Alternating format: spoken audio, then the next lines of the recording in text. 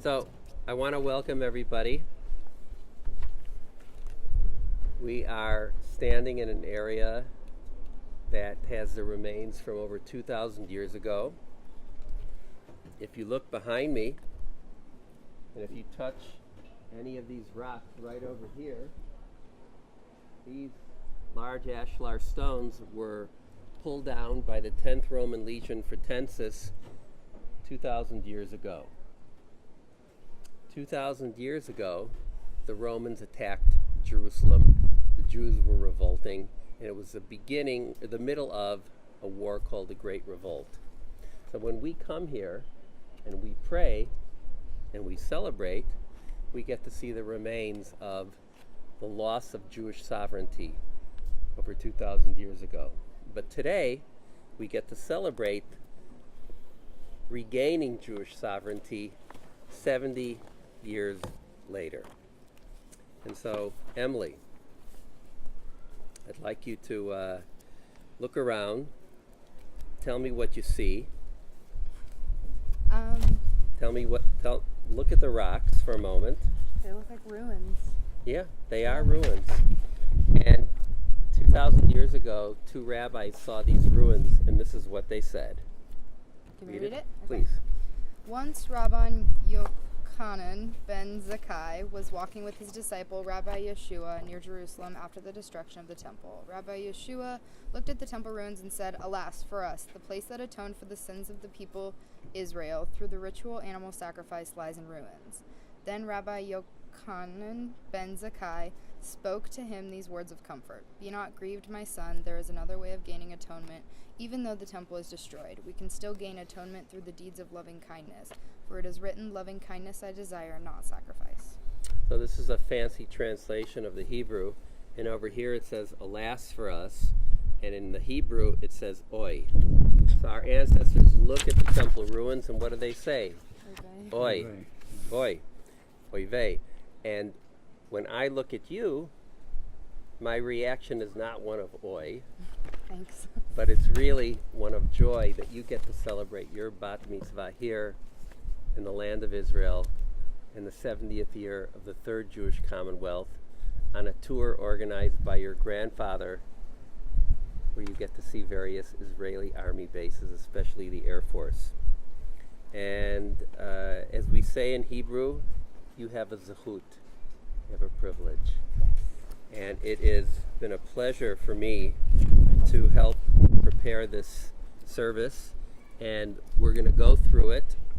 We are going to read parts of it. We're going to stop and discuss. If anyone wants to sit down at any point, that's fine. At the end of the service, we can take pictures with the Torah, and I can open it up and show it to you. But this is inspired all by you. Brian, could you read the first page? Sure. Journey to Israel.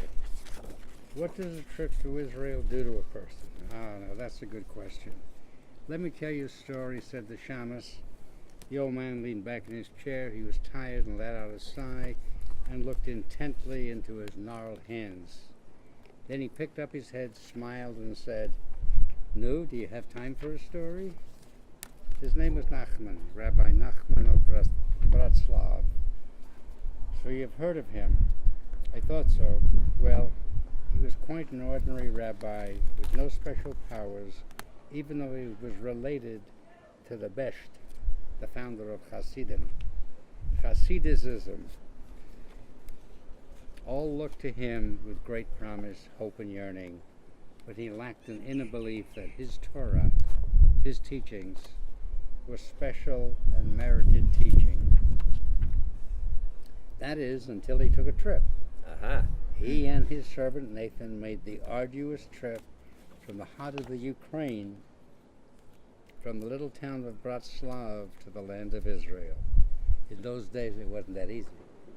They walked, they took donkeys and camels and whatever. The perilous journey took them to Istanbul through stormy seas, and on the way home, even onto a pirate ship where they were held for ransom. Yet Rabbi Nachman survived. Some say that the minute he stepped onto the land of Israel in the port of Haifa and walked about the proper measure of 4 cubits, he told his servant Nathan that he was ready to go home. His servant convinced him to stay a little longer, which he did. Rab Nachman had fulfilled his task. His death-defying right of passage to Israel was complete. What was it that Nachman achieved? He was on a journey in search of a higher Torah of Eretz Yisrael, in search of a higher wisdom, and that knowledge could only be acquired by making a dangerous journey to the land of Israel. His goal was not to visit the grave of his grandfather to meet the Hasidim in Tiberias, which he did. No, his goal was to put himself to a spiritual test and see if he could survive the dangers of traveling to the holy center of the world. A bit strange, wouldn't you say? But something we can understand. Life is like a journey. We don't know where we're going. We don't know how we're going to get there. Sometimes we just don't know that we just must go. For Nachman, he had something to prove, perhaps to himself, and he did. For after his trip to Israel, he was filled with great strength. He returned to the Ukraine and established himself as a major figure in the Hasidic community. Everyone looked at Nachman differently upon his return. This man, who had such a troubled soul, returned with a sense of inner strength he never had before. He had passed through the water for the sake of God, and he had seen his faith withstand the threat of imminent death. He arrived in Israel, returned home with a feeling that his life had been renewed. He was now ready to assert himself. I think your friend's here. Back.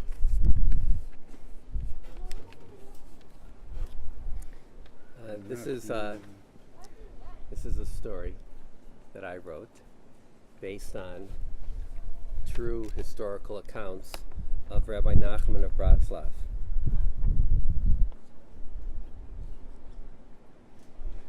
Is that your friend? Yeah.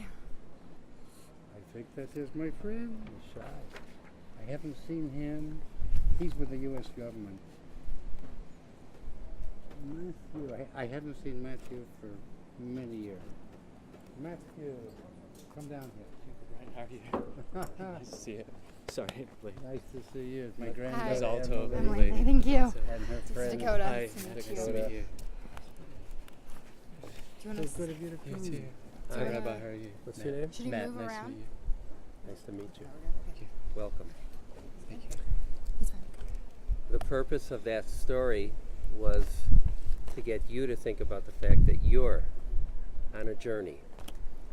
And I'm not telling you that you have to revamp your entire life as did Rabbi Nachman. I'm not telling you that what will happen here will change your life.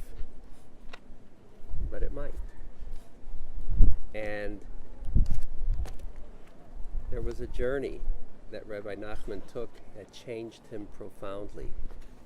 And hopefully when you go back, you will have developed some new strength after having celebrated your Bat Mitzvah. When you walk around, when you go to classes on campus, when you go see your parents, you'll have something under your belt. And that is this trip and this celebration. Our rabbis have taught, we're in the middle of page 3. When the first temple was about to be destroyed, bands upon bands of young priests with the keys of the temple in their hands assembled and mounted the roof of the temple and exclaimed, Ribono Shel Olam, Master of the universe, as we did not have the merit to be faithful treasurers, these keys are handed back into your keeping. They threw the keys up towards heaven, and there emerged something that looked like the palm of a hand, received the keys from them, whereupon they jumped and fell into the fire. Emily, Yes. the key to Judaism for you is, I don't know. I think the key has to do with your belief in God, with your relationship with God, and we're going to explore that. But you have to figure that out for yourself. And perhaps during the course of the ceremony, you can tell us what some of the keys are for you. And secondly, on the bottom of the page, Elie Wiesel says, for me, Jerusalem is above politics. It belongs to the Jewish people and is much more than a city. It is what binds one Jew to another in a way that remains hard to explain. When a Jew visits Jerusalem for the first time, it's not the first time.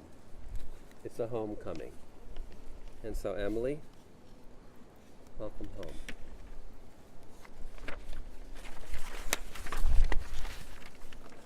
Top of page 4, Dakota. One does not travel to Jerusalem, one returns, one ascends, the road taken by generations, the path of longing, on the way to redemption. One brings rucksacks stuffed with memories to each mountain and each hill. In the cobbled white alleyways, one offers a blessing of memories of the past which have been renewed. One does not travel to Jerusalem, one returns. So, as we finish the first section of our ceremony, welcome home.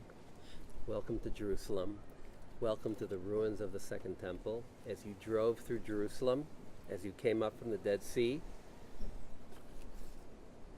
my assumption is that you didn't see any other ruins. My assumption is that you saw a thriving and an alive country. My assumption is that as you traveled through the Air Force bases, you saw a strong and an active set of soldiers who know what they're fighting for and who are willing to risk their lives to do so. I hope that you saw the contrast from the destruction here to the rebuilding of Jerusalem around you and the rebuilding of Israel. Emily. Okay. Lori Hope Lefkowitz is the wife of a colleague of mine, Okay. and she's a gifted author, and she wrote something that's very beautiful that I'd like you to read and tell me what you think of. Okay. Ready to accept your invitation, Holy One of Blessing, who orders creation, I stand before you with humility and joy, prepared to enter more fully into the weave of your commandments. Attentive to the call of my heart to do good, drawn by the pull of ancestors to sanctity life, and held by the bonds of community, alive to the mystery and possibility of redemption, I ask for strength and resolve that I may do your will. Through the discipline of this Bat Mitzvah, I shore myself up against despair and express my faith in the potential of our partnership to repair our world. Divine Parent, who divided the light from the darkness, made meaning from chaos, created all humanity in your image, and gave us the gift of Torah. I am mindful of the many blessings in my life, and I thank you for sustaining my body and guiding the maturation of my soul, that I may maintain a wide perspective, hear your voice, appreciate what is sacred, and make righteous choices along the path of my return. What do you think? I think it's beautifully said, and I agree. Is there any part that you connect to more than another? Is there any part you disagree with? No. Probably the third one, the third line. Through the discipline of this Bat Mitzvah, I shore myself up against despair and express my faith in the potential of our partnership to repair the world. I've always wanted to help the world. Needs a lot of repairing. Yeah, I'd say. There's a mantra in Judaism that we have to do tikkun olam. You know what tikkun olam is? Repair of the world. Yeah, repair of the world, fixing the world. But I have a real problem with that. How many rabbis stand in front of people and said, it's your job to fix the world? That's overwhelming. It's not your job to fix the world, but it is your job to find at least one small part of that world to fix. For a long time, I wasn't sure what I was going to do with my life when I moved here. And then I started to become a tour guide. I worked at Yad Vashem, and I began to do bar and bat mitzvahs and weddings. And my son said to me, "You found yourself." And I didn't realize that. You will find yourself. You will find your way. Do not think that you have to do it all. And do not think that you don't have to do nothing either. Emily has a long way to go. She's 18. I know. Well, it's very exciting to do a bat mitzvah when you're 18 and not 12, because you're a Yeah. lot more aware of things. Of course. A lot more aware. I'm not going to embarrass Emily by having her read what she wrote to me. I'll embarrass her by reading it myself. But it's just so exciting to be able to be with a young woman celebrating her bat mitzvah who really gets it and understands it. So I'm excited. Brian, is a beautiful section of the Babylonian Talmud. In Hebrew we call it the Bavli, and the tractate is Brachot. Could you please read it as if you're saying it to your Do my granddaughter? best here. May you live to see the world fulfilled, Emmy. May your hope encompass all the generations to be. May your heart conceive with understanding. May your mouth speak wisdom, and your tongue be stirred with the sounds of joy. May your gaze be straight and sure, your eyes be lit with Torah's lamp, your face aglow with heaven's radiance, and your lips expressing words of knowledge, and your inner self alive with righteousness. It's beautiful. May you always rush in eagerness to hear the words of one more ancient than all time. That is really beautiful. Into our hands, O God, you've placed your Torah to be held high by grandparents, parents, children, and taught by one generation to the next. Whatever has befallen us, our people have remained steadfast in loyalty to the Torah. The Torah was carried into exile in the arms of parents, that their children might not be deprived of their birthright. It is our prayer that you will be nourished by its wisdom as it is passed from generation to generation. We pray that you will always be worthy of this inheritance, study God's words, and learn the pearls of wisdom that our sages have discerned. Take its teachings into your heart, and in turn, pass it on to your children. May you be a faithful Jew, searching for wisdom and truth, working for justice and peace, and observing God's commandments. Thus, will you be amongst those who labor to bring nearer the day when the Lord shall be one, and his name shall be one. Brian, are you ready to pass the Torah from one generation to the next? Absolutely.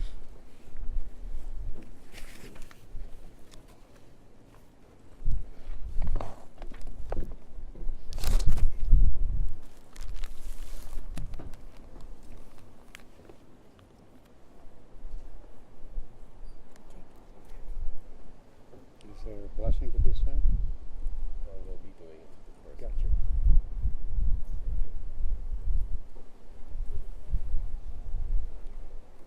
Is it heavy? Uh-huh. You think you can hold it for a while? Yeah. Okay. Good worker. Can you hold it for a lifetime? Can you hold on to it for a lifetime? Yeah. Brian, how did it feel for you to pass Torah from one generation to the next? Actually, we skipped a generation. You skipped one. My granddaughter. Yeah. But yeah, it felt marvelous. It felt terrific. It's something that I've always wanted to do, to have my grandchildren come to Israel and embrace Judaism.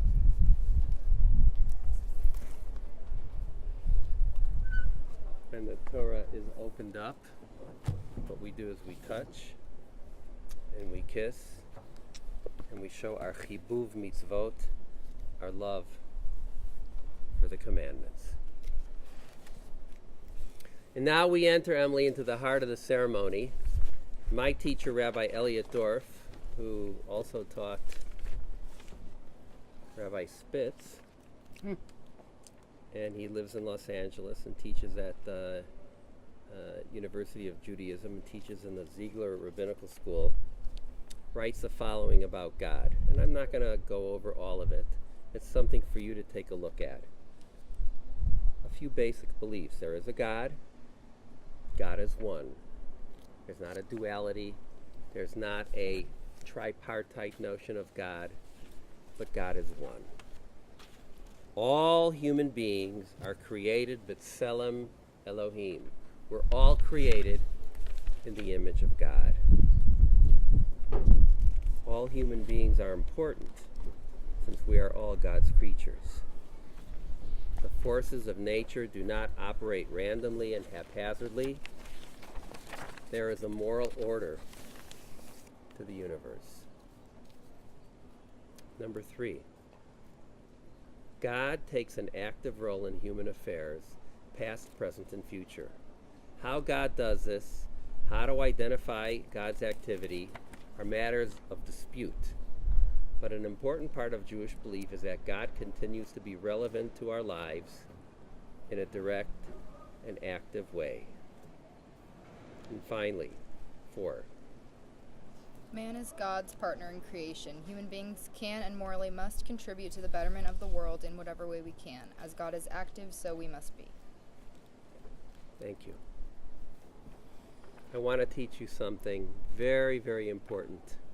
I didn't learn it until my last year of studying to become a rabbi. And I learned the following, that in the Torah, when we talk about God, it says, like right over here, under God's feet, inscribed with the finger of God, the hand of the Lord, the eyes of the Lord, and other such phrases. If God is not a human being, why does the Torah write like this? Why? Why? They are all expressed according to human perception that sees only physical objects. And because we can only see physical objects, we can only talk about God as if God were a human being. And the two most important words of that sentence were as if. Ki'ilu. As if. The Torah uses the language of human beings. It is a figure of speech. So in other words, the sin of literal mindedness would be to believe, well, God has a throne. God has feet and knees and fingers and eyes. That's an anthropomorphism. It's a fancy word, but it's a way of thinking that God is on the level of human beings. But God is not. God is different. But we need to find a way to talk about God. You, in a very unusual way, have begun to develop that language. And this is the best gift that I can give you. And that gift is to learn how to use metaphors to talk about God. It frees you up to talk about God, but you have to remember at the same time that it's a metaphor and that God is not a human being. All of us go through periods of our life in which we need to be reassured. And that was one of the themes that you mentioned in your email to me. So, Psalm 94, I believe it's verses 16 through 19. Bottom of page 6. Emily? Sorry. Okay. Who will take my part against evil men? Who will stand up for me against wrongdoers? Were not the Lord my help, I should soon dwell in silence. When I think my foot has given away, your faithfulness, O Lord, supports me. When I am filled with cares, your reassurance soothes my soul. And so the phrase that you gave me was, when I am filled with cares, when I'm worried, your assurance soothes my soul. How does God soothe our soul? How does God reassure us? How does God reassure you? Are you asking me? Yeah, I'm asking all of us. Matthew probably knows. For me, when I was in Iraq, that was kind of my first experience with that. And, that kind of changed my life, and I became more observant after that. You weren't on a UJA tour in Iraq, I take it. I'm sorry? You weren't on a, UJA tour in Iraq. No. You're in the Army, I think. Yeah. Okay. All right. Matthew had many tanks that he commanded, and lost a lot of your boys, I hear. Yeah. Do you know exactly what it was that made you turn to God for reassurance? Just the idea that it was all out of human control. So, Mm-hmm. kind of what I felt. Well, thank you for sharing that. It's very powerful. Emily, any thoughts on what interested you in that phrase, that verse? I've always liked that verse. I've had trouble with anxiety, and so that verse is always like a good reminder. I kind of also believe that it's out of human control, so it's kind of, I mentioned that in my email too. But yeah, it's just a source of comfort. So it's in God's hands, God's control? Yeah. There's a beautiful teaching in the Talmud. Kol bidei shamayim. Everything is in the hands of God, except for one thing. Yirat shamayim. Yirat shamayim is fear of God, awe of God, belief of God. Okay? God's in control, but God's not in control of whether we can get sustenance from God. That's up to you. That's up to all of us. Those are decisions that we make with our own free will. I can't remember if it was you or me who talked about Psalm 30. It was you. It was me. Well, the same theme as Psalm 19. Okay? Dakota, you want to read? Sure. You comfortable reading it? Yes. Come closer. A Psalm of David, a song of the dedication of the house. I exalt you, O Lord, for you have drawn me up, and not let my enemies rejoice over me. O Lord my God, I cried out to you for help, and you healed me. O Lord, you brought my soul up from Sheol, kept me alive, kept me from descending into the pit. Chant psalms to the Lord, O you his faithful, and praise his holy name. For his anger is for but a moment, but his pleasure is for a lifetime. One may lie down weeping at nightfall, but at dawn shouts of joy. I, when untroubled, I said, I shall not ever be shaken. O Lord, when you were pleased, you made me stand strong as a mountain. When you hid your face, I was terrified. To you, O Lord, I call, and to my Lord I beg for mercy. What profit is there in my death from my descent into the deep? Can dust praise you? Can it proclaim your faithfulness? Hear, O Lord, and have mercy on me. O Lord, be my helper. You have turned my mourning into dancing for me, have undone my sackcloth and girded me with rejoicing, that my glory might chant psalms to you endlessly. O Lord, my God, I will ever praise you. And my favorite line here, and don't think that you're the only one who has had moments of anxiety and concern. We all do. But this person says, and I'm going to translate it exactly from the Hebrew, Vani amarti veshalvi. What is shalva? What is shalva? Shalva is tranquility. Tranquility. Okay? So, when you have moments of tranquility, you feel like, Val emot le'olam. I shall not be ever shaken. Nothing can shake me. And we all feel that way. We all feel, it's so hard to imagine something shaking us up to our core. But then something happens. Something shakes you to your core. And How do you get through it?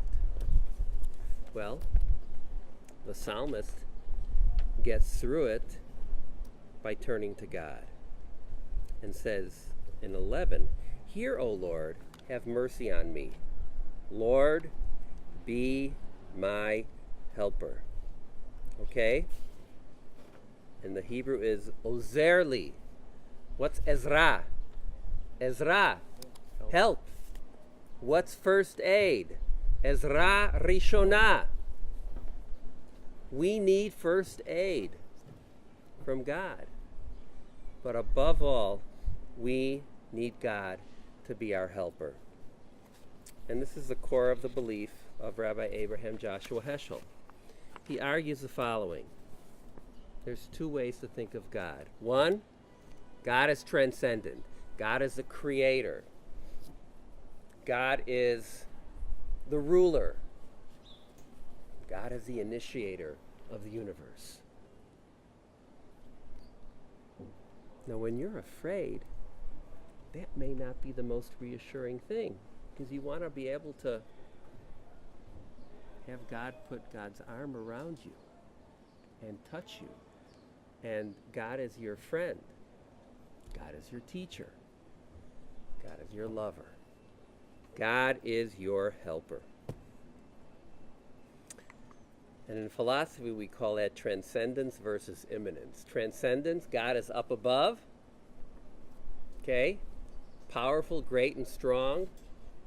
Okay? If you've ever gone into the dome of the Capitol in Washington, this huge dome, you feel kind of small. There's something larger than you. But at the same time, we have a God who's with us. Question. Yes? From a practical point of view, how does God help? We ask him to be a helper. How does he help? When Doesn't you that are... come from us? Well, I think it comes from a partnership. I don't believe that... I mean, you know the story about the man who's drowning, and someone comes along and throws him a life preserver, and he says, no, don't worry. You know, God's going to get me. God's going to save me. You know, this goes on. Finally, the guy, he dies. He goes to heaven, and he says to God, I believed in you. And how come you didn't save me? And God says, I sent the guy with the life buoy. I sent the guy with the raft. I sent the guy with the boat. You didn't take it. So I think God reaches out to us. I believe that.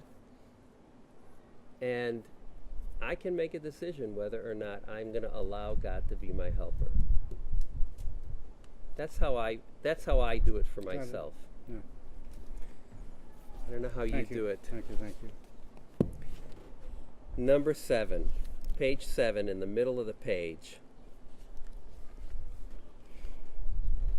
I believe that God created the world and directs the happenings in it. I believe that God has no power to interfere in the affairs of people. I believe that the world came into being by accidents. I believe that God is aware of what I do.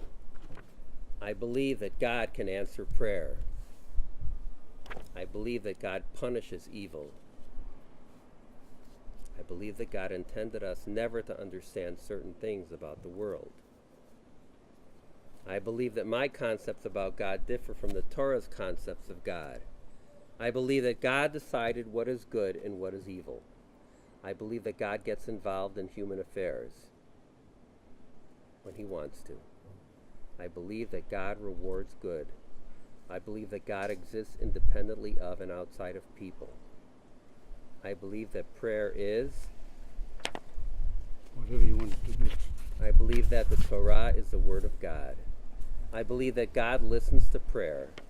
I believe that praying can benefit the person who prays even if God doesn't listen. I believe that God is an idea people use to describe things beyond human understanding. And finally, I have trouble believing in a God who permits evil to flourish. Your mission, should you decide to accept it, will be to sit around a campfire, to sit in your hotel this evening, to sit with each other on your plane ride home, and to look at these questions in what's called a faith interview and respond to each of them. We could spend the next 10 hours going over these. My purpose was not for us to begin the discussion now. My purpose is for you to use this to explain things and to talk about your views. Some of these views are things that I agree with 100%, and some of them I think that is apostasy and heresy. I don't believe in it at all. But what you have to do, Emily, is to articulate the tenets, the foundations of your faith. And I urge you to do this. If you decide that you'd like to discuss this further, you have my email.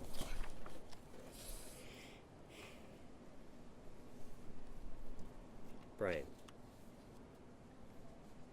Page 8. I'd like you to start to read. If you'd like to take over at any point, feel free.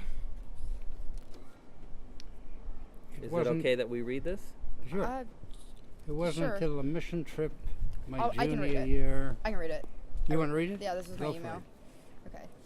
It wasn't until a mission trip my junior year to the Appalachian Mountains of Kentucky that I realized I was proud to be Jewish. Sure, I struggled with the various contradictory theological teachings, but I felt God so strongly on that trip, it was impossible to deny that I had a relationship with Him, one that, to me, didn't need a label. Of course, I identify as Jewish, but the most important thing to me is my relationship with God. I'm not a fan of necessarily organized religion, mainly because of the feeling of wires being crossed, thereby detracting from the main point, the love of God in our minds and hearts as people of this earth. So I find that highly unusual. Highly unusual. Most people identify as Jews because they like the food, or they like the partnership, they like the friendship. No, I'm serious. The culture, yeah. The culture. Or they see it as an ethnic group. But not you. You are a fan of a religion in which belief in God and your relationship with God is the foundation.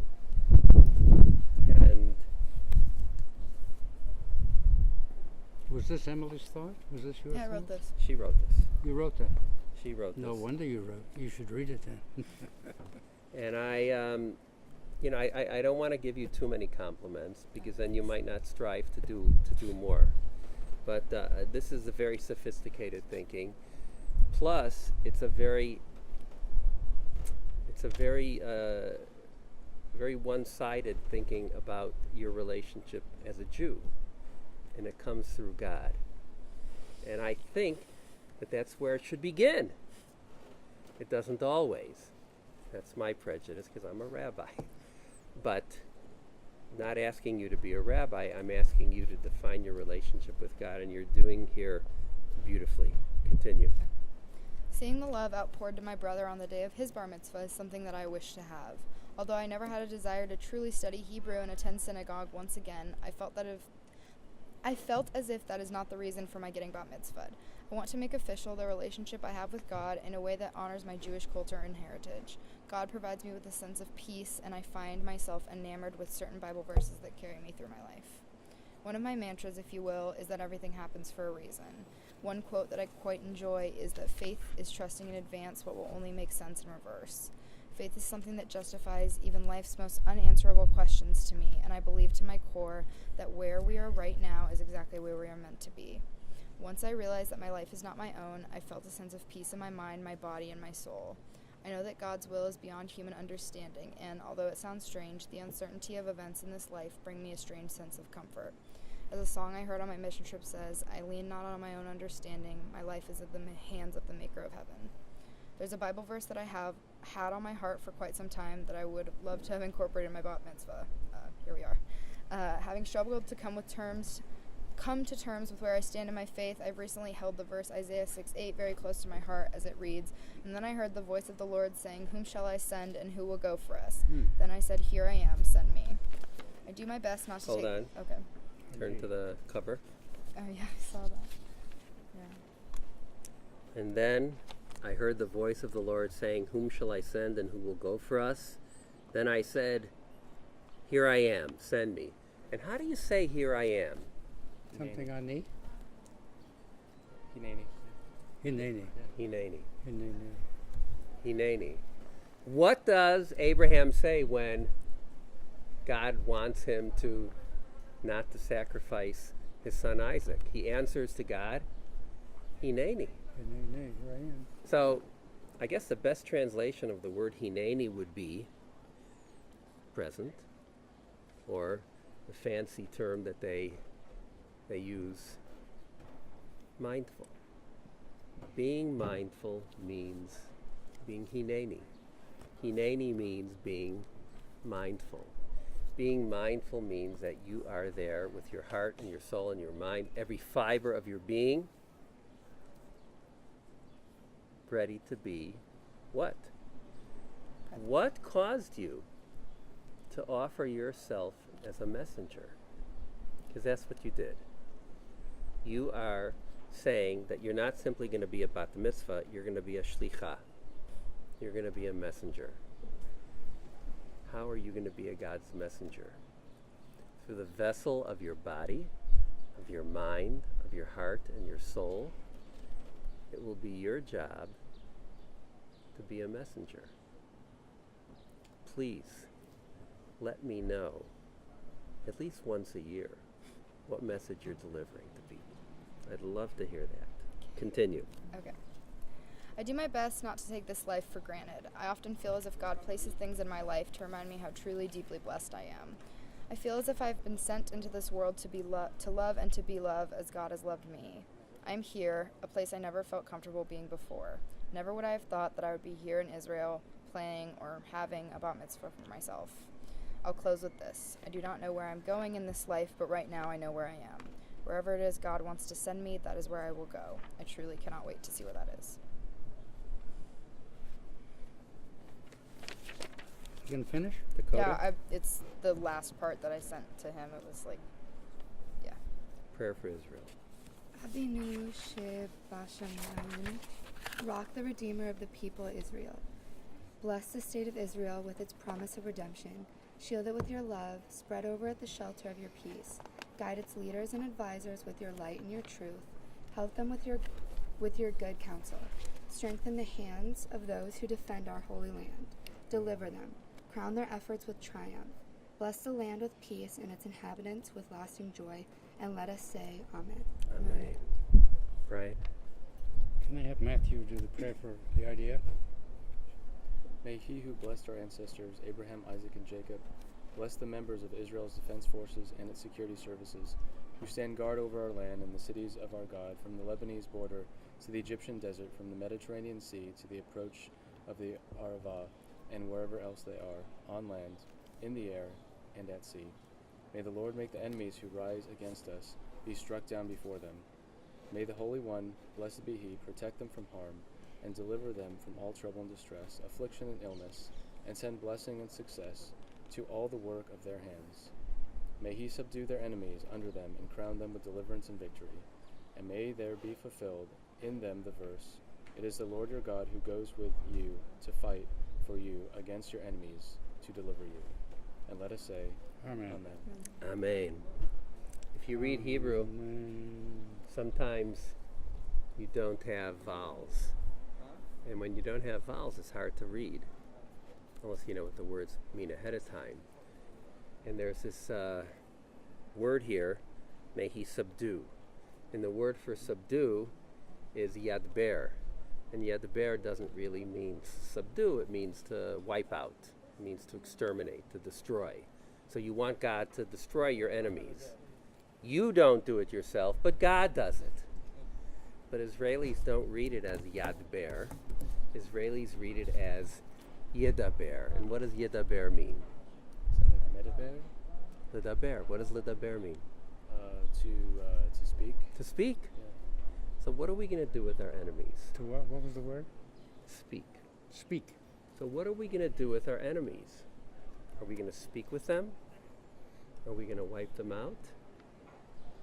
We're going to do a little bit of both. I guess we try to speak to them first, yeah? Yeah. We try to speak with them. But it's interesting how unintentionally Israelis doesn't matter if they're left wing or right wing, they all read this wrong. And they say Yedaber. And maybe that's a way of saying that we both have to speak with our enemies and we have to be strong. And we have to have soldiers, unfortunately. And I have to send my kids to the army, unfortunately. But it's something that we have to do. Emily, Yes. the highest and best use of a life is to aim to either meaning or holiness. The more we become living embodiments of our ideals, the more we transition from our partialness, even brokenness toward becoming more whole.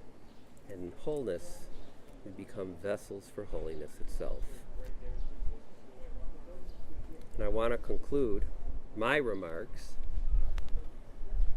with the following, both quotes from Heschel. A religious woman is a person who holds God and man in one thought at one time at all times, who suffers harm done to others, whose greatest passion is compassion, whose greatest strength is love, and defiance of despair.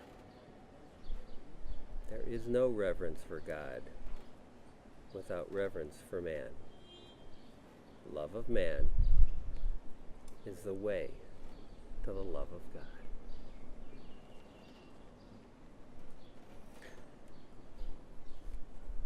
Brian, Yes, sir. Dakota, Matthew, if you'd like to offer some blessings to our Bat Mitzvah before it's my turn.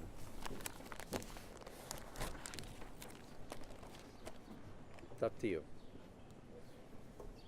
Don't feel like I'm putting you on the spot if you don't want to take it. Yevarecha Adonai v'yishmerecha. That's my offering. May the Lord bless you and keep you and cause his face to shine upon you. Yeah. Okay. Right there. Did my thing. Okay, good. What is that one? May Adonai deal kindly and graciously with you. Thank you. I don't know anything in Hebrew, but It's okay. I wish you the luck in your faith with God, and I hope I can help in any way at any time with it. And finally, Yisa Adonai panav elecha ve'asem lecha shalom. May Adonai bestow favor upon you and grant you peace. And let us all say, Amen. Amen. Amen. Emily, it's my pleasure to give you a Bat Mitzvah gift. Oh, thank you. Thank you. Take it out, Okay. look at it, look inside. Oh. No, look Oh, inside. inside of this? Inside Oh. the yam, okay. Oh. And if thank you like it, you you. can put it on. Do you want me to put it on? It'll blow that the right off way? unless you have a Yeah. pin. My hair's been like going crazy all day. All right. Thank you so much. Oh, that's very You're nice. welcome. yeah, I Very like sweet. that. I gotta keep that. What does this say on the inside? I gotta keep this with yours in the drawer at your house. Mazel tov, Emily. Thank you so July much. the 2nd. Thank You're you. welcome. You're welcome. Rabbi David Emily. Epstein. Thank you, beautiful. Rabbi. It's very sweet. It's beautiful. Thank you. I wasn't sure what I would do when I moved to this country. And I began working for an organization called Hillel. Heard of Hillel?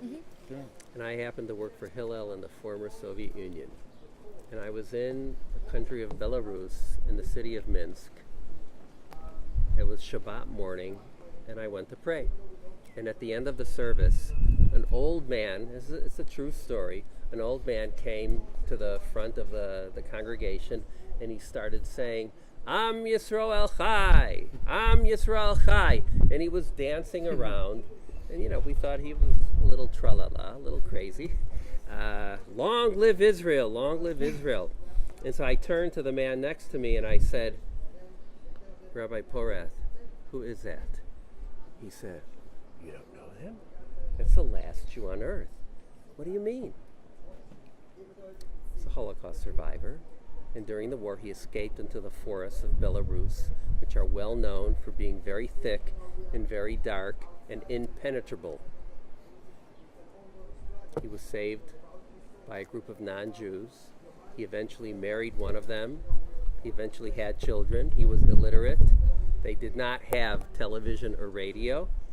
And he did not know that the Jewish people had survived the Holocaust. He thought they were all dead. And his son became a trolley car driver.